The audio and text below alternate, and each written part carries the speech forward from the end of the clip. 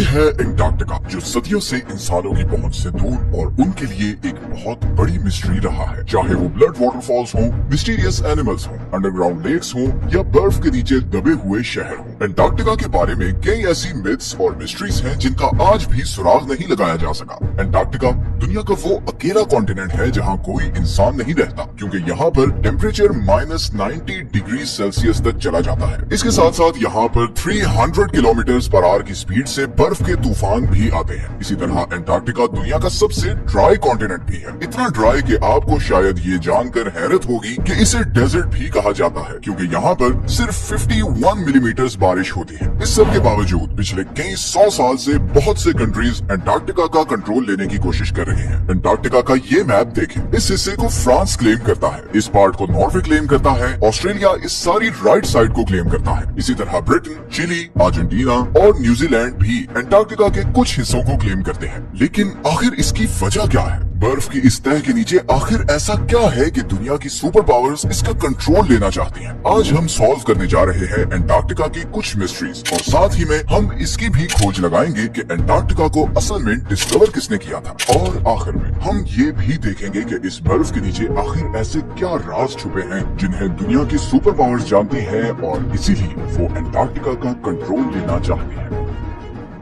Antarctica किसने discover किया? Depends on who you are asking. Britishers कहते हैं कि एंटार्क्टिका उन्होंने डिस्कवर किया था, जबकि रशियंस कहते हैं कि सबसे पहले उन्होंने यहाँ कदम रखा था। लेकिन एंटार्क्टिका का जिक्र आज से कई हजार साल पहले ग्रीक फिलोसोफर एरिस्टोटल ने किया था, जब उसने कहा कि जमीन गोल है और नॉर्थ और साउथ पोल एक दूसरे के मिरर इमेजेस हैं। 2021 में रॉयल सोसाइटी ऑफ न्यूजीलैंड की एक स्टडी पब्लिश हुई, जिसमें यह कहा गया कि इधर ऑस्ट्रेलिया के पास पॉलिनेशियन आइलैंड्स पर रहने वाले माओरी लोग शायद पहले इंसान थे जो 7वीं सदी में एंटार्क्टिका पहुंचे थे, क्योंकि उनकी पुरानी कहानियों में एक ऐसे बर्फीले कॉन्टिनेंट का जिक्र मिलता है जो जमीन की सदर्न साइड पर है। खैर, रिकॉर्डेड हिस्ट्री में ब्रिटिश ऑफिसर जेम्स कुक वो पहला यूरोपियन था जो एंटार्क्टिक सर्कल क्रॉस करके इधर एंटार्क्टिका के पास पहुंचा, लेकिन वो अभी एंटार्क्टिका से 130 किलोमीटर दूर ही था कि उसने अपनी शिप वापस मोड़ ली, क्योंकि उसे एंटार्क्टिका तो नजर नहीं आया, मगर पानी में तैरते हुए आइसबर्ग्स जरूर नजर आए, और समुद्र के तेवर ऐसे थे कि शिप को आगे लेकर जाना बहुत खतरनाक था। इसीलिए जेम्स कुक ने कहा था कि इस सदर्न कॉन्टिनेंट तक पहुंचना इतना खतरनाक है कि शायद ही कभी कोई इंसान यहाँ तक आए। कैप्टन कुक के बाद और भी बहुत से लोगों ने एंटार्क्टिका डिस्कवर करने की कोशिश की, मगर वो कामयाब नहीं हो सके। फिर 19वीं सदी के आते ही इकोनॉमिक डोमिनेंस के लिए कंट्रीज के बीच एक कंपटीशन शुरू हो गया। दुनिया अब एक न्यू वर्ल्ड ऑर्डर की तरफ बढ़ रही थी। रिसोर्सेज और नए ट्रेड रूट्स डिस्कवर हो रहे थे, इंडस्ट्रीज लग रही थी। हर कंट्री आने वाली नई सदी में सुपर पावर बनना चाहता था, और इसीलिए एक्सप्लोरेशंस उरूज पर थी। ऐसे में 1819 में रशियन एम्पायर ने रशियन एक्सप्लोरर फेबियन वॉन बेलिंग्सहाउसन को ये टास्क दिया कि वो पूरी दुनिया के गिर्द चक्कर लगाए और नई कंट्रीज और कॉन्टिनेंट्स डिस्कवर करे। 1820 में फेबियन ने कैप्टन कुक की प्रेडिक्शन गलत साबित की और यहाँ सदर्न ओशन में पहुंचकर एंटार्क्टिका को बहुत करीब से देखा। क्योंकि उसने एंटार्क्टिका पर कदम नहीं रखा था, मगर उसे मॉडर्न हिस्ट्री का वो पहला इंसान कहा जाता है जिसने एंटार्क्टिका को देखा था। फिर 1900 से 1920s के बीच बहुत से एक्सप्लोरर्स ने एंटार्क्टिका का रुख किया। British explorer Robert Falcon Scott 1911 में अपनी टीम के साथ एंटार्क्टिका पर उतरा और तकरीबन 400 माइल्स तक आगे गया, मगर फिर खराब मौसम और भूख की वजह से उसे वापस पलटना पड़ा। लेकिन वापसी का ये सफर बहुत ही भयानक साबित हुआ। स्कॉट और उसकी टीम सख्त सर्दी और बर्फानी तूफान में फंस गए और इन सब की मौत हो गई। फिर वर्ल्ड वॉर 1 के बाद बहुत सी कंट्रीज ने यहाँ अपनी टीम्स भेजी और इस कॉन्टिनेंट को क्लेम करने की कोशिश की। 1939 में हिटलर के कहने पर जर्मन एयरफोर्स ने यहाँ नाजी फ्लैग्स भी गिराए ताकि इस एरिया को नाजी जर्मनी के कंट्रोल में दिखा सके। वर्ल्ड वॉर 2 के बाद बहुत सी कंट्रीज ने यहाँ अपने रिसर्च स्टेशन सेटअप किए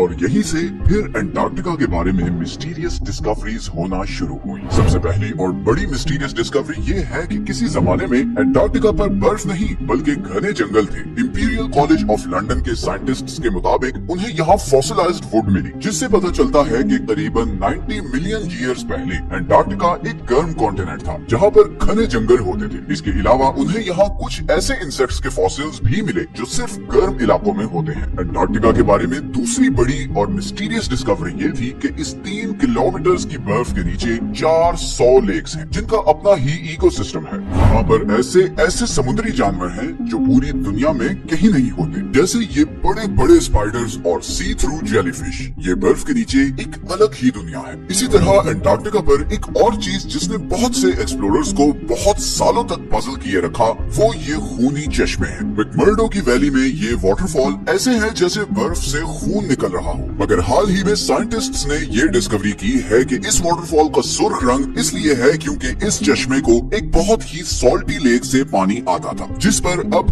कई 100 फुट बर्फ पड़ चुकी है और वो लेक एटमॉस्फेयर से बिल्कुल कट ऑफ है। इस पानी में बहुत ज्यादा आयरन है और इसीलिए जब ये पानी चश्मे में आता है तो ऑक्सीजन और धूप की वजह से पानी में मौजूद आयरन ऑक्सीडाइज होता है और उसका बिल्कुल जंग जैसा कलर हो जाता है। अंटार्कटिका के बारे में तीसरी सबसे बड़ी मिस्ट्री और कॉन्स्पिरेसी ये है कि इस बर्फ के नीचे कोई एंशिएंट सिविलाइजेशन है। बहुत से लोगों ने ये क्लेम किया है कि यहाँ पर एलियन स्पेस शिप्स भी देखी गई हैं। 2016 में गूगल अर्थ पर अंटार्कटिका में बहुत सी अनयूजुअल एक्टिविटीज रिकॉर्ड की गई हैं। कॉन्स्पिरेसी थ्योरिस्ट्स जहाँ इन्हें एलियन यूएफओस कहते रहे, वहीं बहुत से पॉलिटिकल एक्सपर्ट्स के नजदीक ये अमेरिका और दूसरे कंट्रीज के सीक्रेट एयर ऑपरेशंस हैं जो वो अंटार्कटिका में कर रहे हैं। और यहीं पर आता है अंटार्कटिका का वो हिडन पॉलिटिकल फ्रंट जिससे बहुत कम लोग अवेयर हैं। जहां बाकी पूरी दुनिया दूसरे जियोपॉलिटिकल इश्यूज में उलझी हुई है, वहीं अमेरिका, चाइना और सोवियत यूनियन अग्रेसिवली अंटार्कटिका पर एक्सपेडिशंस भेज रहे हैं।